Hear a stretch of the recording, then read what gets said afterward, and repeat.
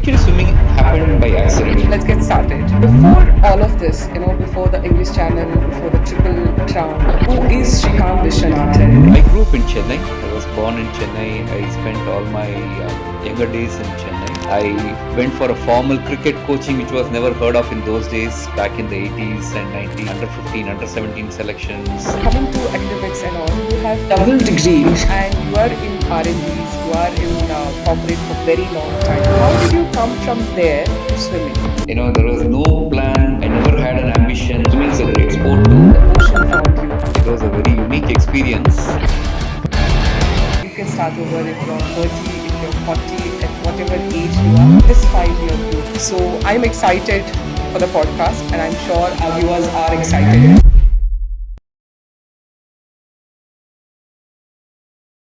Hi, sir. Hello. How are you doing? Awesome. Awesome. Yes. Thank you for coming all the way to Bangalore.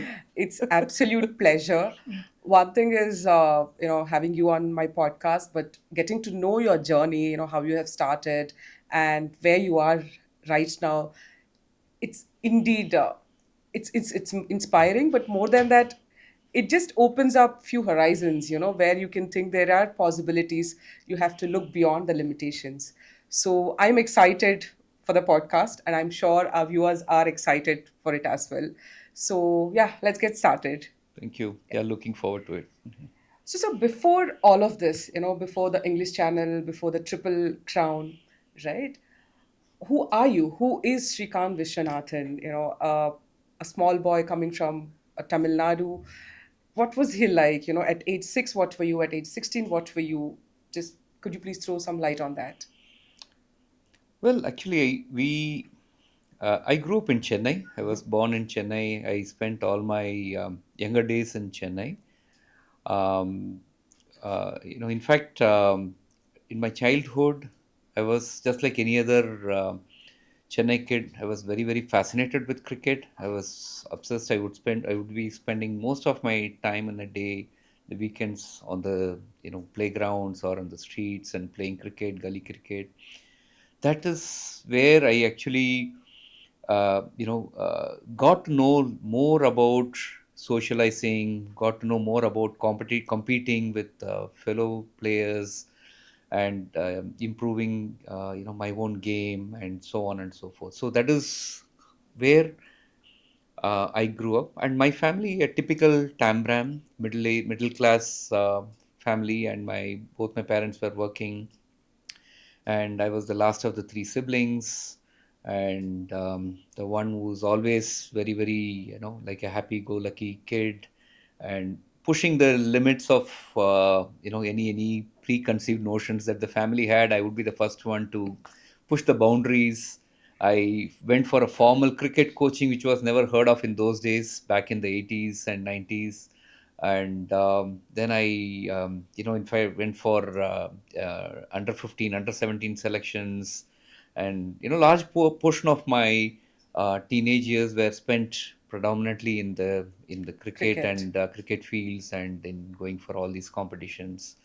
So I was fortunate enough to play in a league team, Tamil Nadu Cricket Association league Oh team, wow.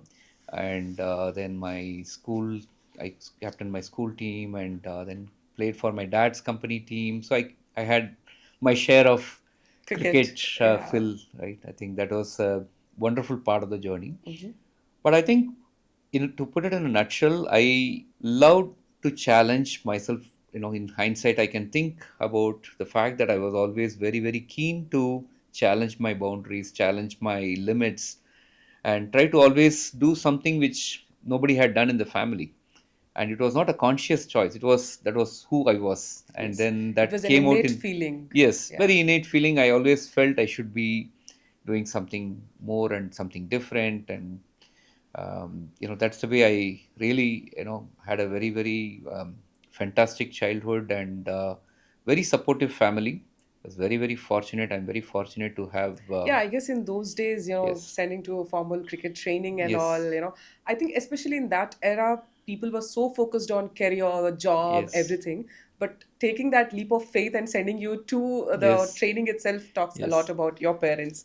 So, yeah, Remember, these were the days when there was no concept of IPL true, and none of true, that. It was all like true, a Ranji Trophy or the Cold Steam and those kind of true. levels at that time. So it was very, very, very thankful for the opportunities that I got in those days. So the parents who are watching, just make a note of it. Just your kid's interest is of utmost priority. Not nothing beats that. Absolutely, Yeah. absolutely. So why not continue in that cricket? Because you've had training and you're also very competitive. I'm sure you must be a great player too. You've coached, you're captained the school team and all. So why did you not pursue that? That's a very good question.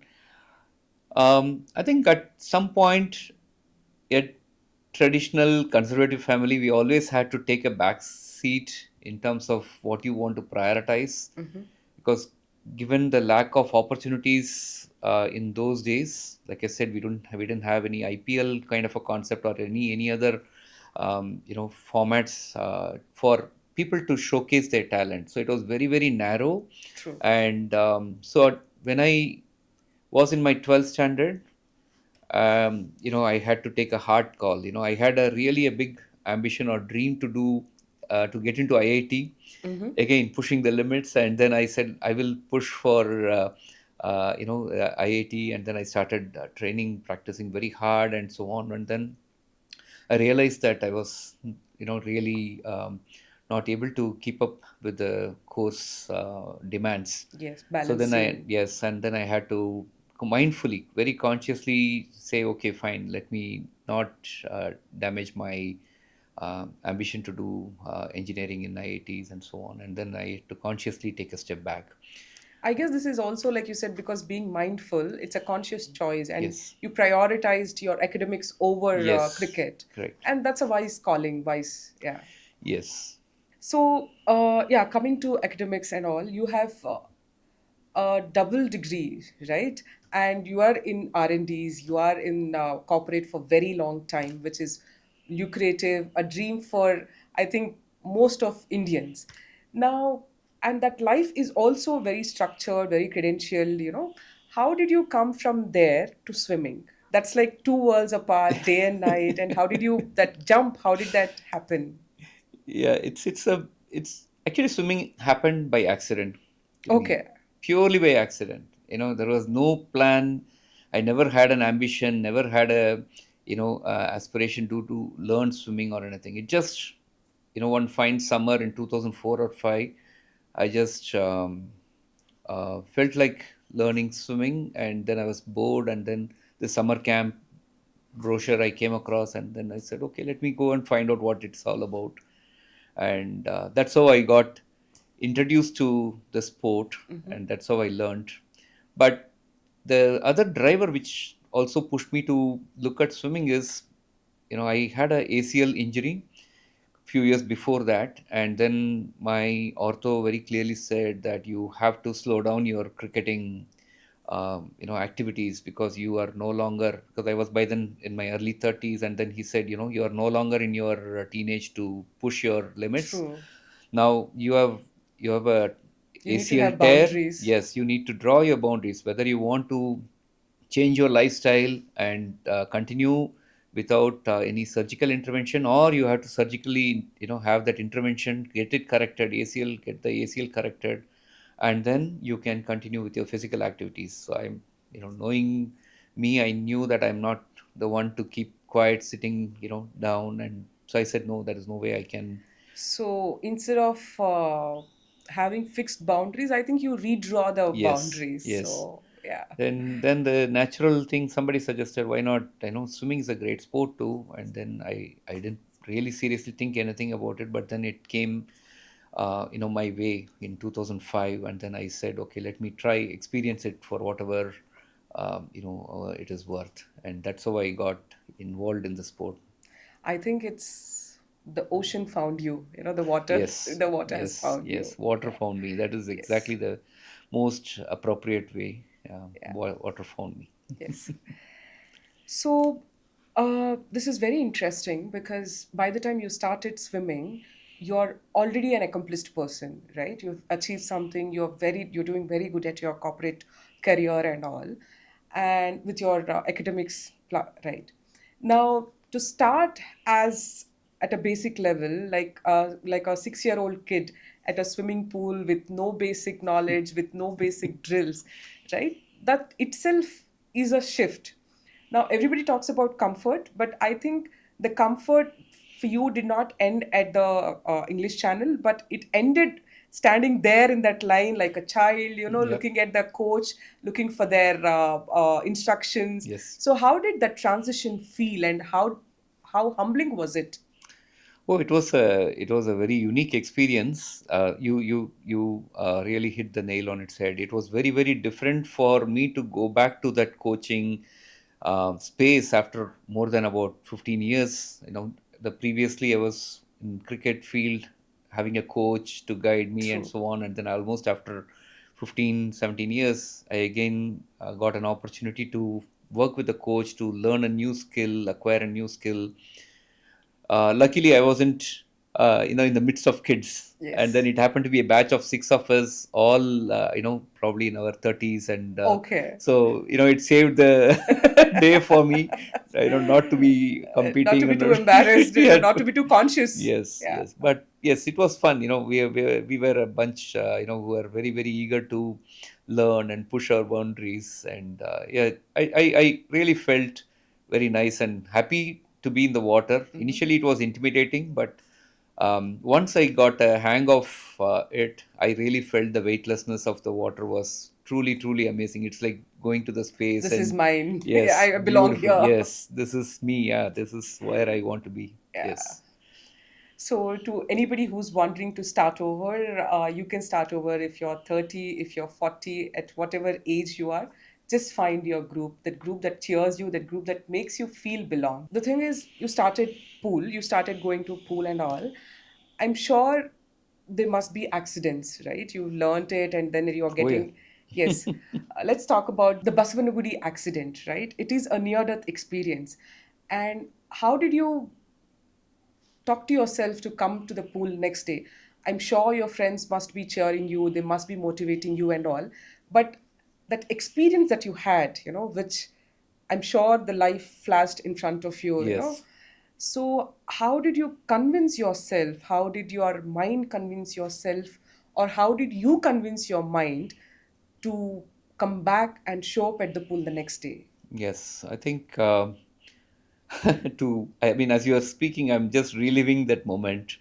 Um, Terrifying is probably the mildest Oh, word that you can put it, yes. and probably there was a lot of stupidity on my part to have ventured out not knowing, um, what could happen if you have not learned the skills to tread the water. And I think it it was my own, um,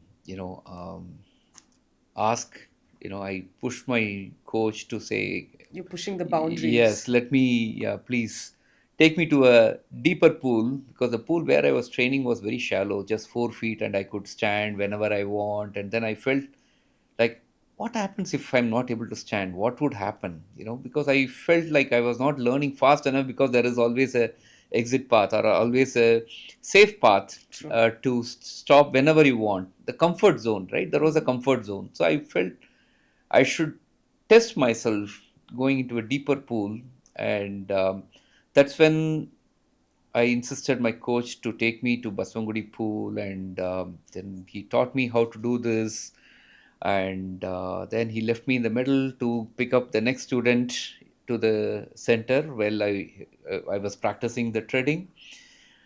But I think there was a finer aspect of treading which I didn't know, at that time, and then I just ended up sinking very quickly inside, drowning. And I didn't know, actually. It was a very very traumatic feeling. Few times I tried to come up, pushed water, like a frantic thing. your own survival instincts kick in, right? Kick So in. you're no Yes. longer in your conscious mode at that time, and then True. um, you're now fighting the water to stay alive, literally True. to stay alive. And then I come out, take a gulp of air, and then try to stay awake. I mean, stay up on the surface, but the body was going again and again inside. Two, three times I was gulping a lot of water, and then I could really see at that moment the entire life flash in front True. of my eyes. I could really feel that something was happening. It was like, although I moved across the worlds, right, as they Yes. say, it's like very, very terrifying, tormenting feeling, very traumatic. Luckily, there was a guy who was nearby, and then by that time, I think the lifeguards saw me struggle in the deep end, and then they jumped in.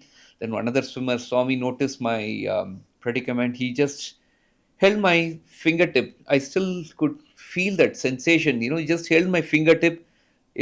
In that, life or death scenario. Just that small hold of your fingertip made a huge difference. He just dragged me to the side and put me to the, close to the wall. True. And that moment was like, enormous. You're literally like reborn in that moment, True. right? And it is something you cannot even put in words. True. And then I just slowly crawled up onto the deck, and then I could barely stand there. I was trembling, I was shaking, True. literally with water dripping. I was like, what happened? I don't know. I mean, I'm just trying to think at that moment, what a stupid thing I've done. I got young kids back home. My kids were just 5 or 7 at that time. And then how can you do such a stupid thing? I was cursing myself. I was feeling so embarrassed, so, ashamed of what I had tried to do. Put my life at risk and then putting my family at risk. It was so tough. And I said, I will never probably come back to this water again. I thank you very much. I think this is not Goodbye. what I want to be doing. True. But obviously, that's a natural human reaction, right? Tendency. So Yeah. when you are obviously facing such traumatic experience, your fight or flight is the True. response. You obviously want to move away from that water. And then but thanks to my coach, he said, yeah, if you leave swimming now, you will never ever Come come back. back to the pool for the rest of your life. I know it's hard. Do come tomorrow. Let's go back to our pool and practice there, continue our practice there. If not for his push, I don't think I would have ever gone back to swimming in the water again. Never, never. It was so traumatic. I didn't even tell my family for many Years. months and Yeah. many years after this. I mean, much later I They told, wouldn't have let you go to the pool no way, again. no way. Thanks to that friend, Yes, who has pushed you, and because of that, now it's not just the pool, but it's you're crossing the oceans. yes, So yeah, thanks, coach. yes. Now, what started as as a leisure that has become passion, and now, To an no, obsession, yeah, a fascination to passion to to obsession. obsession, Yes. right? So, what was the reaction of your family, your wife, your kids, your parents, your in-laws especially, and people in your community, right? They Yes. could be meaning it in good faith, but again, what was their reaction? Again, swimming is completely new to my entire family, my extended family. Everybody, where did this guy come from? Why is he Captain always Magnus. pushing our limits more than pushing his own limits, Very right? true. So it's like they are being tested more than me True. testing myself. And it was As very long hard. as you're in the water, they hold their breath. Yes, absolutely, Right? absolutely. They are Yes. obviously spending nights when I'm out in the sea, True. glued to the TV, glued to the laptop, watching the tracker, and it's very hard for them. Actually, quite honestly, I really realized it after my first swim in the channel how much it had impacted my family. I didn't realize till then. Um, but it's very hard for a family to support someone in the family pursuing a different sport which nobody has True. practiced, nobody has And ever there's always attempted. the risk component to it, Yes, right? huge, Yeah. huge, huge, The risk huge risk. quotient is really high. Very. particularly the ocean swimming has a relatively high risk, though a lot of risks are mitigated if we undertake in a proper, in a Precautions. structured, yeah, with all the precautions, with some proper safety, boats and escort boats. A lot of it is mitigated. But yeah, just like, yeah, any other thing, just crossing MG Road in Bangalore is also equally risky, in my Yeah, it opinion. I is. It keep is. always saying this True. as a counter, right? I mean, life is always, about taking your chances and, taking those risks and overcoming your own inhibitions. Yes. That's what I feel, over the years, pushing those boundaries, getting out of the comfort zone always has given me that additional growth path, which I don't think would have been Happened if there, would have not. happened if I had not pushed those boundaries. I think in this process of pushing the boundaries, it's less of swimming and more of discovering yourself, Absolutely. right? Absolutely. Who you were, who you used to be, and who you're becoming. Correct. I think it's that It is discovery. completely, the Yeah, whole channel adventure in those 3 4 years. It's like I learned something very very different about me as an individual, me as a person, than I had learned in my entire life. It was like true. how much your mind is a engine, is such a important part of your body, that you can, if you control your mind, you are able to control a lot of things that you can do. You can control the outcome that it can bring, and you can actually achieve a much much more satisfying life, in that whole journey. So I think there Yes, is a lot that we all can learn from this.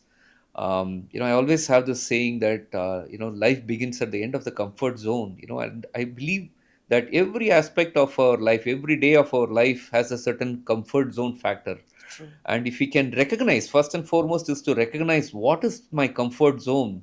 And if I'm able to realize and recognize, then I think I will have an opportunity to To make that overcome it. come out of it. Yeah, Many people don't even recognize that this true. is my comfort zone, and then they just continue with their day-to-day routine. I think that comfort is also so inherent and so subtle. It takes a lot of introspection to recognize what is the comfort, Absolutely.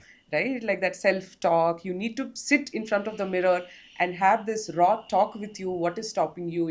What is the comfort? And that Yep. is what we need to do, Yes. right? Absolutely. In fact, to give you an example, in my younger days, even in my college days, I had a huge stage fear to go and talk out in the open, to give any kind of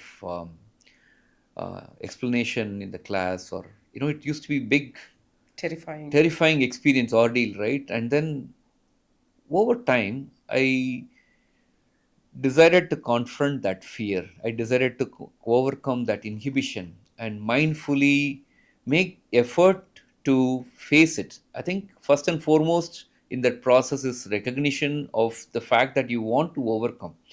If you think that no, I don't need to overcome, I will stay who I am, I don't need to True, prove anything to world, and it becomes a very defensive argument, right? true. But then it is for our own self growth, right? If I can confront that aspect and be able to make a minuscule improvement, right? Whether it is about preparation, whether it is about planning and execution. Maybe you will fail, maybe I mean, I'm sure I failed. I remember in one of the Toastmasters club that I was asked to, in my college days, to go and participate. I couldn't even stand in front of that audience for 30 seconds. My legs started wobbling, and then I said, I'm sorry, I cannot communicate, and then walked away. It was so embarrassing, so awkward. But then that is the day I realized that I will never ever shy away from this. I will confront this. I will overcome whatever it takes. And thanks to the people, my sister really helped me, played a big role in me, helping me to overcome this thing, Fear. fear. It took only a little bit of planning, little bit of courage to go face, practice in front of the mirror, and then you are much much better person. Yeah, I think this can be said like this. You're the own your own sculptor, Yes. right? You have to see, either you can remain that stone or you can carve yourself to Yes, the version that you want to become. absolutely. And for that, you need honesty, right? You need to Yes, sit there and talk to yes, yourself. So, yeah. absolutely, absolutely. So, somewhere between, drowning at Baswanaguri Center and trying to learn again floating and the dream of English Channel, there has been a shift, right? So, when did this fascination, which has become passion and now obsession to English Channel, what was the transformation like, and when did this particular moment happen? Like, when did you want to know? When did you want to do the English Channel crossing? Yeah, great question again. It again happened by chance. Okay. You won't believe it again happened by chance. And Luck it by was chance. absolutely, I think it was sometime, I think in 2007. And just I was reading the morning newspaper one day, and then there was a news about an Indian team attempting to swim in the English Channel. But then they just put it very nicely, Indian team swims the iconic English Channel. And then I was hearing it for the first time. But something in me clicked. And then I said, what is this? Swimming. And then I was just a new kid in the block as far as the sport is concerned. And then there is something about this iconic English Channel, which is considered as the Mount Everest of swimming and so on. It really was speaking very highly. And indeed, it's one of the biggest and the toughest swim. And I had no idea what it is. I had no idea what is the distance, Were you looking which part of at, the world. No, yeah, I had Globe to no, find out where English Channel is? nothing. But I just read the news. I just got caught up with it. Very honestly, I just got something happened there at that moment. I just took the paper to my wife and told. I think, this is why you should read newspaper. Okay, stop scrolling phone and start reading newspaper. Okay. I just went and told my wife Amrita that, you know what, this sounds very very fascinating. I want to do this one day. Yeah. And she gave a That look. and then said, okay, first you learn to swim in the Yeah. pool now, and True. then we'll see that later. And then nothing much happened after that. I It was just a seed, as though it was like somebody planted that seed in me, Mm-hmm. and then they went away Mm-hmm. doing other things. And I never even imagined anything about that. I never read about it. I don't even recall having tried to understand what it is and so on. It's like this bamboo seed, you just planted it and You forget nothing it. is happening, Yeah, you don't see it anywhere. yeah. Yeah. And sometime in 2014, uh, when I was training with a group, masters swimmers, and then we were we were training in a 25 meters pool. It was like literally like a small fish tank, and then we were like doing hundreds of laps, and it was like Wait a minute. Are you saying 25-meter pool is a fish tank? People swim in 20 feet pools, right? So, well, what happens is when you keep swimming for longer distance, longer duration, then it literally becomes like a metaphorically, I don't mean to disrespect those who are struggling, who are no, it's trying to just on do a their lighter best. note. Yes, No. but for sure it is. It became a little bit of um, the boundaries were probably constraining us. Mhm. And then one conversation led to the other, and suddenly I said, hey, why not we do the English Channel?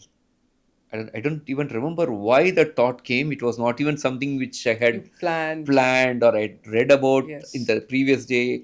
It was like almost 7, 8 years before I had heard about the channel, and then I closed it, Yes. moved on with my life.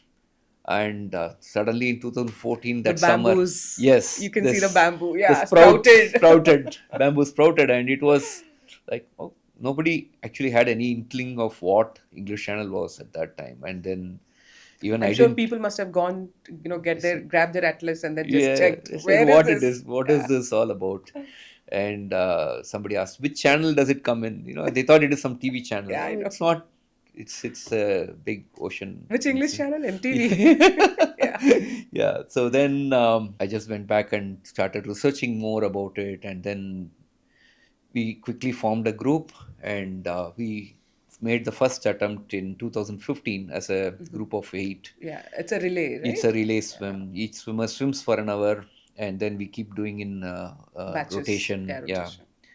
till we reached the French shore. I think we took about 15 hours and 7 minutes at that time, and that's how Things the started. channel journey started. But a lot of preparation went into that swim because none of us had any sea swimming experience, ocean swimming experience. So we did our own blunders and we did our own, So where were you training for open water here in India? in terms of the preparation, yes, we um, did quite a bit of things to explore, understand what open water swimming is all about. So we went to the lake in near Mysore in Sri Lanka. That's where we first swam outside the pool into an open lake that was quite intimidating, bottomless, completely True. dark, and we were like You don't have freaking any out. control. Absolutely, it's open water, right? That's why it's called open water. When you Yeah. nothing is, it's not a controlled environment, and we could feel the fish coming and pecking, Nibbling. Yeah. nibbling, yeah. And then it's like, my God, what's this sensation? True. It's very, very unique, very intimidating. But I think we drew courage from each other. Having a group Group. of 8, 10 people, then we all relied on each other's, and then said, That okay, come support on, let's. system even Yes, in the that was water. huge. Yeah. Yes, huge. And in those days, even we didn't know anything about tow float. The safety tow float. None of that. We just jumped in and then started swimming to the other shore. It's probably about a kilometer away. It's a very big lake. And then we also swam from the Kanderi Islands in off Mumbai Hmm. coast, about 30 kilometers or something away from the Mumbai to the gateway of India. It was a very, very sea Initial swim, very, very experiences. Yeah. first Yeah. sea swimming, and probably we chose the wrong place to do that near Mumbai. But yes, I think it that has was. set the ground, though, in the hindsight, you knew what you're getting into it, Yeah, which is you can't know it. yeah, What you're getting into it, you'll never know. So, yes, yeah. yeah, it But was. one thing I've just, while we're talking is generally they keep saying that they say that birds of same feathers flock together. But here I think fish of same fins have, Fins. yeah. Yes, yes, So your definitely. support system is strong in Correct. terms of the, getting into the water, Yes, and, they're also challenging, right? There should be that yes. support system. No, I think So if you have if you are able to manage like-minded, to find a like-minded group who yes, are similar adventurers, who are yes, willing to take that extra bit of risk, true, go get out of the comfort yes, zone, I think you have a much more, yes. You won half the battle. yes, Yeah, yes, yeah. absolutely. It was beautiful. I mean, that was like a mock relay we tried to do just to mimic before the channel. Mhm. It gave a good experience. And then we went to Goa, we swam in the Goan waters. So we tried to gain as much experience as possible. Yes, But in all these places, only one aspect of the English Channel which was missing the was the cold cold. water. True. Right? And everywhere it was warm. And then we conquered the night swim. We worked on the tough sea conditions, completely pitch dark waters. Every aspect you could think of. But then when we reached the channel in Dover, we were completely shocked to feel the cold, the absolute cold And which water. month are we talking about? So it was back in August, end of August, early September, when we Okay. did our first swim in 2015. Mhm. And in those days, it was really cold water even in September. Now it is fairly, it gets Warm. at least few degrees warmer nowadays, thanks to all the environmental changes that we are Climate seeing. change. Yes, absolutely. But it was quite intimidating, and we were even wondering whether we'll survive for an hour because we could barely swim for 5, 10 But you minutes. did. You did survive. Yes, Yep. yes. I think that is where the power of mind comes in, right? So Yes. the More than mind, I think it is sheer will, grit, right? Because at one point your mind starts negotiating, come on, come on. But it's that grit. I think yes, that grit is what is humanity, right? yes, People talk about humanity is kindness and all. But for me, is that sheer will. We don't give in to our nature, we yes. nurture ourselves, Correct. right? So, yeah, Yes.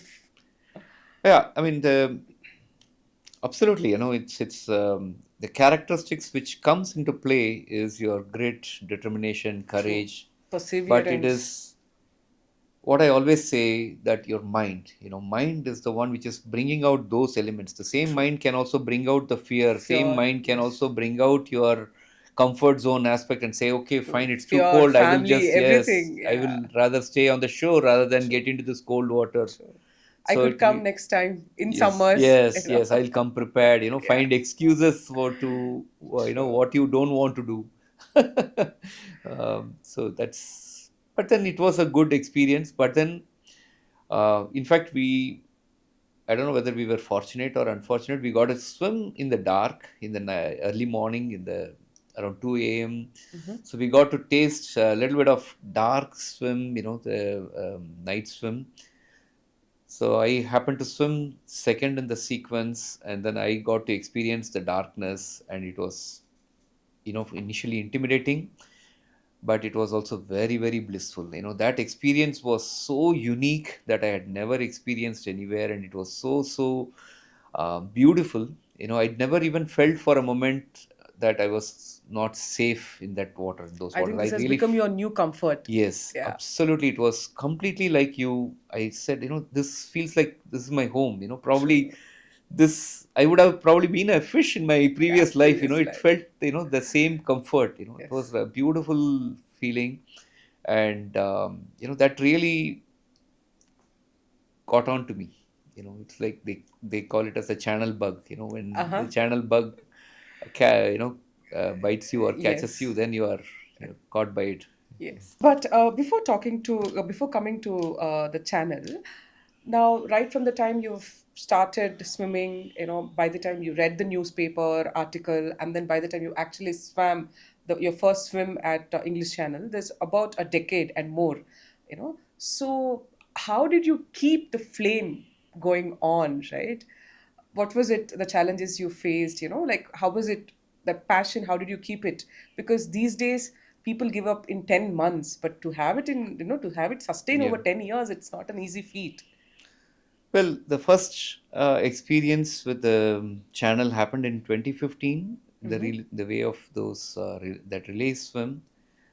So when I came back home, I told my wife, I'm not satisfied. This is beautiful. I really love it. And she gave me a very weird look and said, are you going to say that you're going to do again? No way. We are not going to be entertaining this torture again. Yes. And, but then, yeah, somehow convinced my family, I think.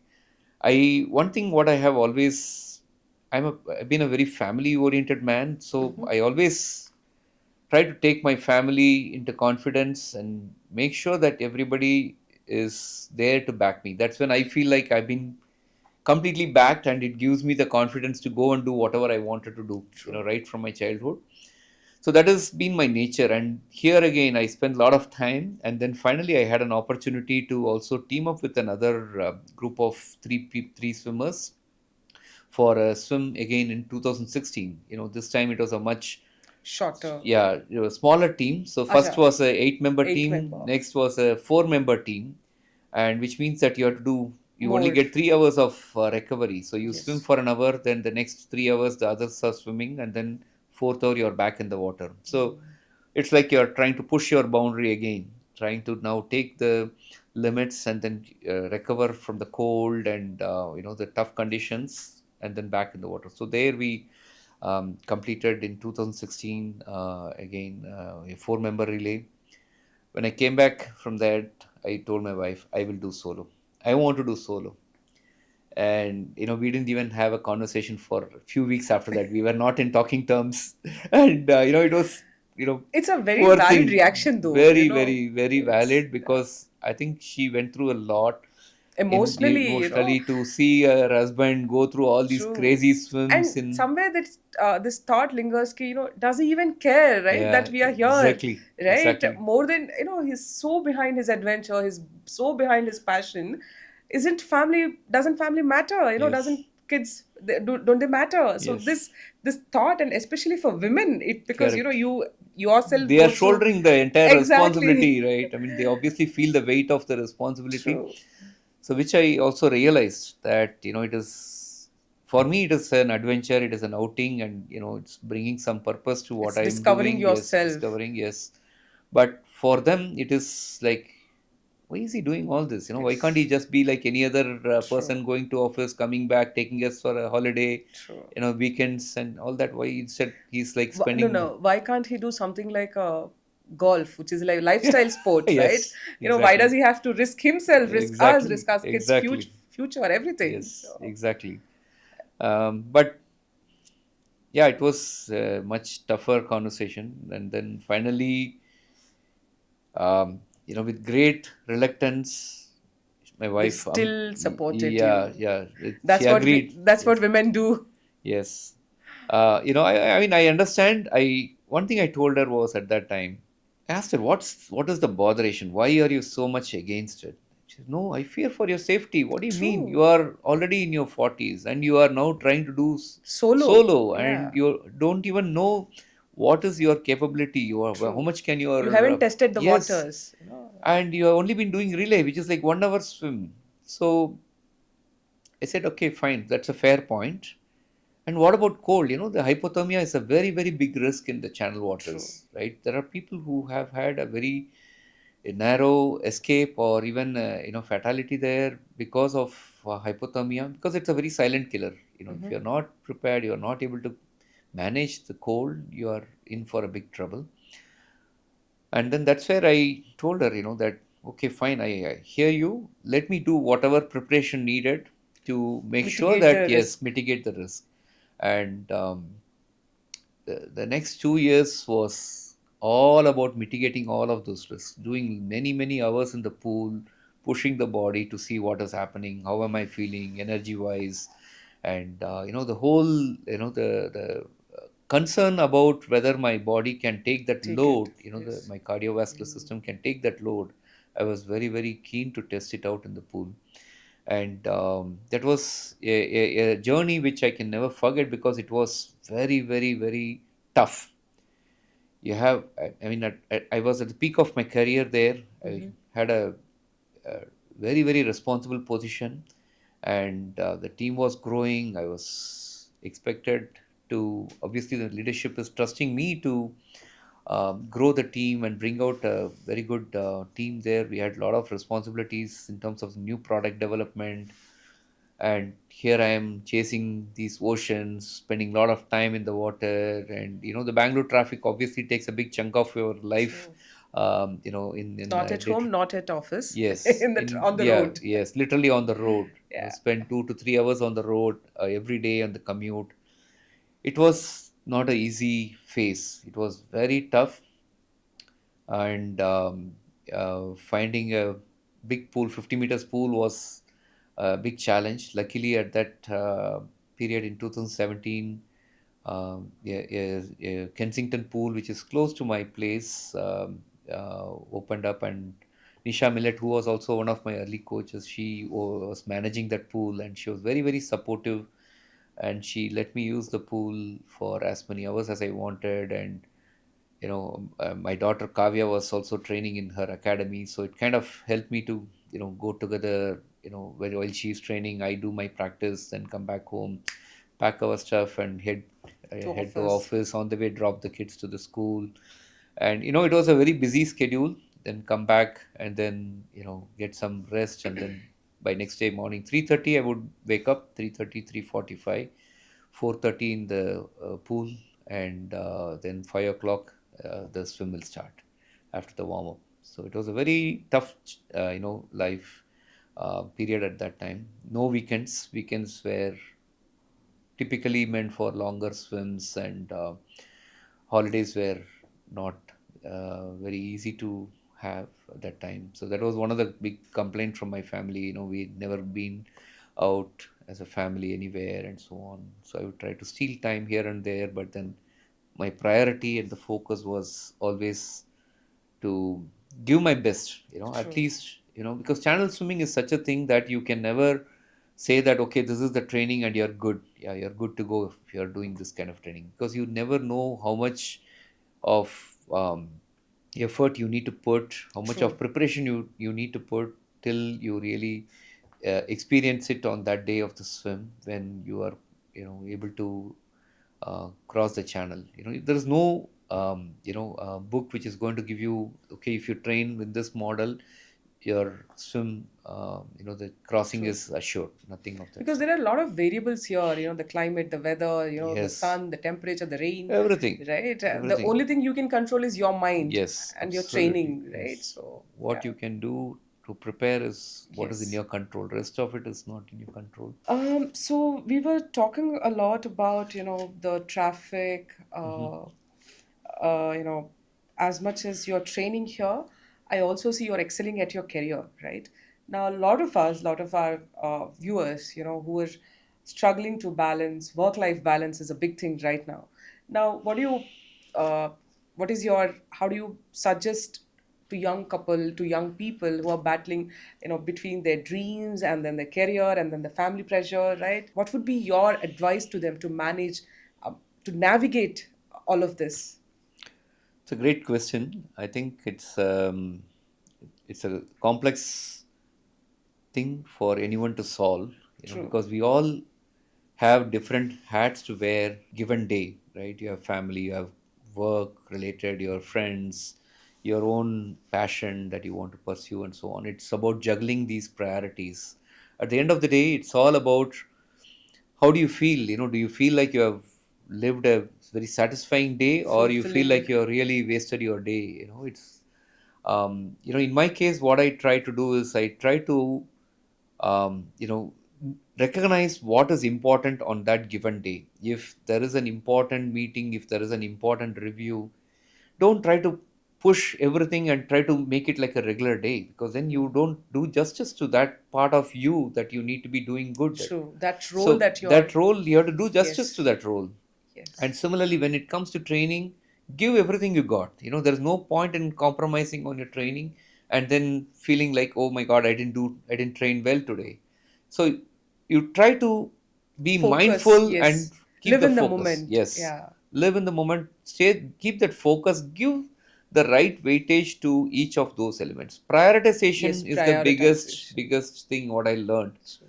So in fact, my whole schedule went in a way that I could not afford to even have any time wasted here and there in unwanted things.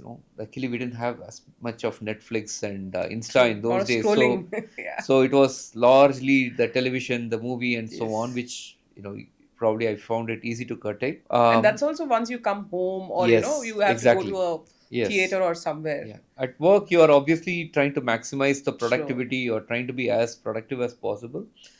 Um, one piece of advice I would always suggest is, never go with only one flow in your life. For example, many people make this mistake, like, I enjoy my job, and then they go completely all in. They're True. 17 hours, 16 hours in the day, they are only doing their job. And And that's how then, they have this burnout, yes, right? I was about Yeah. to say that, right? And then very quickly they realize that, okay, this is becoming a killer. I don't enjoy it as much. I always have suggested to my friends or my younger colleagues is try to have something called as a pet project, something which is away from your family, something which is away from your regular work, something that you feel very very satisfied, that you feel your craving is somewhere filled.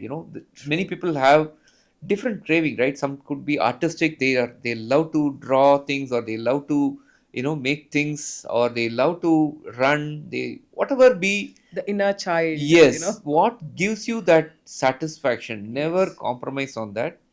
Always make some time for that side of you. Having that side of you is such an important element that it can counterbalance the whole weight of your family, Work. work pressure, all Yes. the, it's like a small thing, Traffic in but the, Bangalore. yes, traffic, it can really bring a huge balance, emotional balance to, to us. And we need to be very, very mindful about it.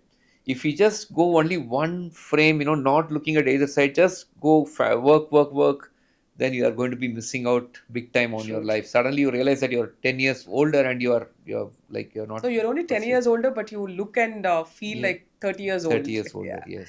And this is also like, when you're building a house, the more the number of pillars, the stronger it is. Even if one thing goes off, even if one thing collapses, the building stays intact because you have multiple other support system, Absolutely. right? So in that way, you should have multiple. I'll not say multiple, but apart from, like you said, work and family, have a pet project, Yes. right? Have pets, have pet projects, Yes. from pets to pet projects. Yes. Yeah, Having a pet could also be a pet project. yeah. I know you have a very supportive family. Your wife have been has been amazing, right, in supporting you despite her doubts. Despite her herself going through the emotional turmoil.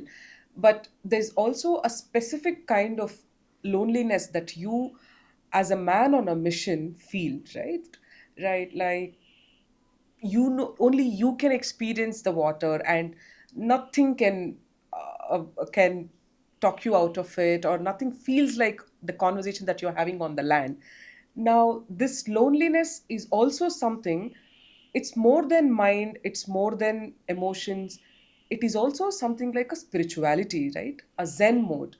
Now, what do you do in those minutes, in those moments of that loneliness? How do you overcome it, right? How do you talk yourself? How do you motivate yourself? It's a very deep question.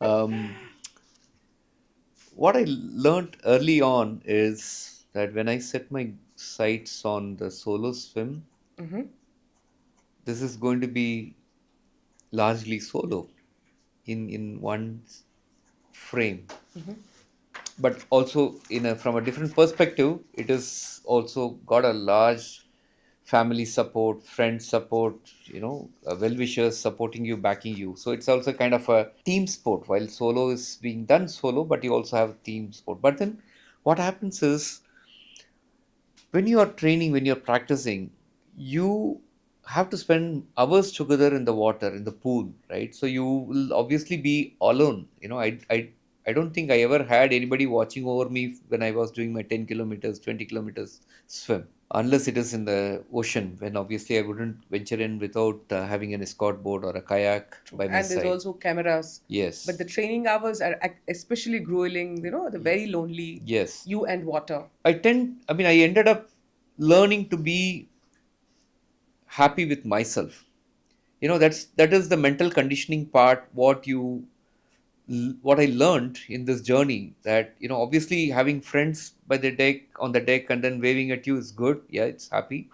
But then they are not going to be standing there forever. They will go away after 10 minutes, and then True. somebody will come, go. But then you are the one who's set the target for yourself. True. Right? Keep going back and forth, back and forth, back and It's your forth. journey. Your journey is purely yours. Others have a Keep coming, they yes, they keep keep coming going. into the frame and then going away. Yes.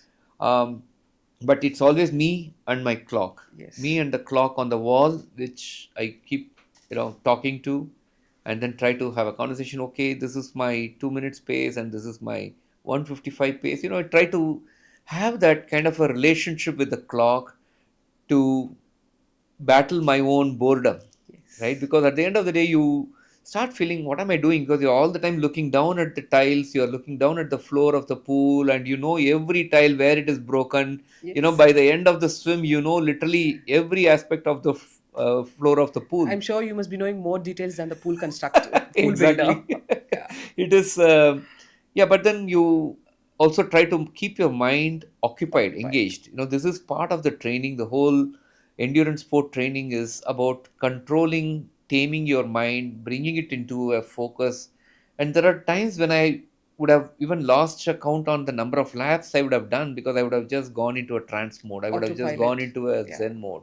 And then you are like, think about a problem, and then you just keep trying to break it down and try to solve. This is one way in which I have learned to use my time in the pool in a constructive way. Whether it is a management problem at work, trying to fix it and use the time, because I don't have any distraction. I don't have a call. I don't have a WhatsApp to answer. I'm only looking down, so I use my mind to think about the problem, really break it down. Invariably, by the time I finished my swim, I would have come up with at least 3 4 solutions to that problem, and I it think really this was is a great. what is the difference between being busy and being productive, Yes. right? Somewhere we've we've glamorized the word I am busy, but are you being productive? Busy doing what, right? Hmm. You have organized the day into minutes, the micromanagement, Yeah. right? And that has really helped you achieve your goals in at the office and also at the ocean. Yes, So yes. Use the time productively to yeah, solve something so that you also have the satisfaction of having done something productive and also having pushed through laps without even true. realizing that you are swimming. Sometimes it's you feel the pain, you feel that muscles are aching, and then True. you want to push through, and then you don't want to be thinking about swimming all the time, because the more Yes. I think about the fact that I'm swimming and my hand is hurting every time I do the catch, then the more thought goes into that part of the body, and then it starts hurting more. So I just Yes. try to take the focus away from that and think about something else. Just don't worry about, Drift your the mind drift your away. mind away. Yeah. And And that that is what Zen mode Zen is, mode, right? amazing it is. Yeah. It really does wonders. So coming to training and the English channel, you have to put lot of hours in the water, you need to be fit. And a very important part of this is nutrition, right? Like we were talking about hypothermia and the cold, everything. And you're training in India to go all the way to the coldest parts, right? So what was nutrition like, right? And if you could enlighten our viewers, was Sure. protein a major thing, right? Were you training specifically? Were you nourishing your body with specific things, right? Yeah. Please throw It's a some light. great perspective to be shared. Um, Nutrition is one thing which is probably little underestimated back in the days. I didn't know much about nutrition, right? And then uh, when I started doing those long swims, and then I would come home and crash for the rest of the day. Absolutely no strength to do whatever household work You've done that was everything there. nothing, 10 people's everything. work, yeah. Expended 10 all people's my, I workout you was must have done, done. yes. Yeah. And then started wondering what's happening. Why is it like this? Why am I not able to, really maintain the day? True. And then Energy and all. I took help from professional nutritionists, and they were very, very, kind enough to do a proper assessment and give me recommendations on what are my, the body parameters which are on the lower side, which we need to manage, and then what kind of food I need to be taking. Many people think that nutrition means what, when I'm in the activity, what I take. It's not only that, it's also about what you do on your regular day. What kind of food you have, it has an impact or a bearing on your True. training. It's not a one-time thing. Yes. Yeah. So that's one is important aspect that I learned, that oh my god, this means that whatever I have during the rest of the day has to be monitored carefully. Need to understand what kind of ratio of protein to carbohydrates to fat that I'm having. Need to understand all of that, oily food, spicy food. Everything has a bearing on my ability to perform in my training.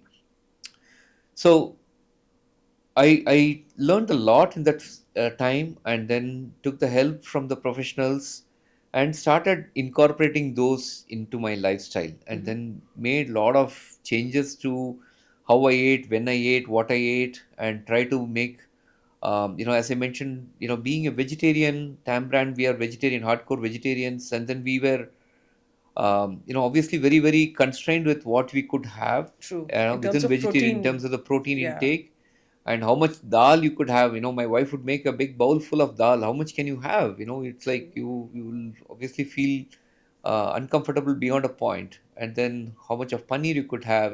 Try to maximize everything that the vegetarian food offered. But then I also ended up taking a lot of whey protein to supplement Mm, the way, I mean, the protein intake what my body was needing, because it's not just about the swims alone. I was doing a lot yes. of dry land exercises to strengthen my muscles, Yes. condition my body. It's very important that you complement your muscles strengthening on in the gym, working out, and try to keep it really strong. Because if you see the shoulder muscle, this is one thing which is used repetitively, continuously. In my English channel solo swim, I had used about 50,000 times or 60,000 times. Oh That's my what God. my Garmin recorded. Yes. In terms of the number of arms that I took to swim. So it is very important that your shoulder muscles are strong enough to be able to keep doing the same thing repetitively. So likewise for the rest of the body, and so that's something which eventually became a lifestyle. Being mindful of what I ate, and then try to be as you know particular about the food and the nutrition during the swim, post swim, Yes. and also during the regular day. So, yeah, even vegetarians, I guess, have a lot of protein sources, and Sir has done it. I guess you could do it too. In all of this, I see that this micromanagement, not of a team, but of yourself, in terms of time, in terms of diet, right? What you eat, where you go, where you are. Now, this comes with internal stress, right? Now, how did you manage stress? And because we are talking about a goal that is larger than life, right? So it has a weight. Now, how did you manage stress that comes with all of this? The conflicting priorities obviously brought a lot of stress, and it was one of the aspects that I recognized very early on. And one way I try to do is to enlist the support of my colleagues at work, my boss, my family, my friends, and try to, as open as possible to receive support. Don't close doors. I try to be as approachable, and I approached anyone who could provide me any kind of support or answers to the doubts I had. And it really, to a large extent, helped me to de-stress myself, because I was getting more and more aware of what is happening, what should be happening, and what should I be doing, and so on. That is one thing which I did. Second thing is, as I mentioned, it's important for me to prioritize what is important for that day. Having a high pressure meeting, high visibility meeting at work, and then if I end up choosing to do a 10-kilometer swim in the morning and then go there and doze off, it's again, I'm not doing justice to my role there. So I had to consciously, mindfully take a call about those days. And then, because travel was very, very important for me in my role. I had to travel, but at the same time, keeping my practice, my weekly goals intact was very, very important. So I would always try to find a hotel which either had a pool within its premises, or find a hotel which has a access to the pool nearby, so that I could spend my 1 hour training, 1.5 hours training during those This travel is a days. very careful planning, Yes, it is. strategic planning. Yes, it Yeah. is important to have that I kind of hope a. all the government agencies you should come here for all the strategic planning. In fact, the Bangalore town planning has to come here for all the traffic planning here.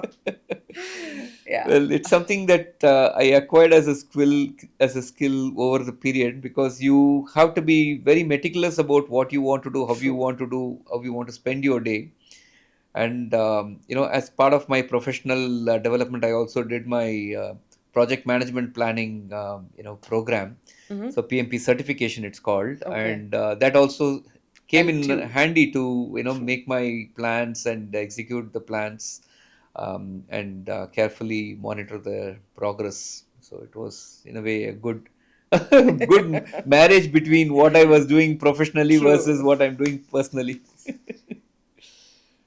So yeah, do not have conflicting priorities. Try to mitigate conflicts. Daily conflicts or relationship conflicts, any conflict, so that you can focus on the goal that truly matters. None of the conflicts matter. What matters is your goal, right, Yes. and achieving it. Yes. Yes.